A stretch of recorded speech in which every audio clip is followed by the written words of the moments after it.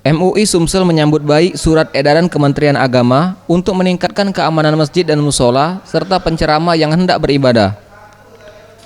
Al-Fatun Muhtar, Ketua MUI Sumsel mengatakan, untuk wilayah Sumsel cukup aman untuk aksi penyerangan tempat ibadah karena di Sumsel zero konflik terkait permasalahan agama. Namun pihaknya menegaskan untuk penceramah agar dapat memberikan pemahaman materi yang mudah dicerna oleh jemaah dan tidak menyesatkan. Ditambah masa kampanye di tahun ini, hal inilah yang harus dicermati agar gesekan permasalahan agama di tengah masyarakat dapat ditekan dan tidak meluas.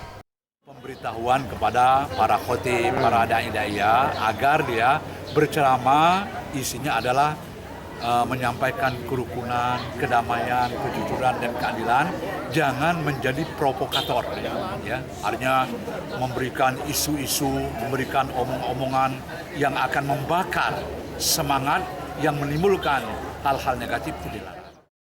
MUI Sumsel juga menghimbau masyarakat untuk tidak terprovokasi terkait berita hoaks dan isu sara yang menyesatkan.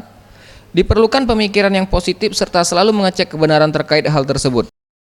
Tim Liputan, Sriwijaya TV.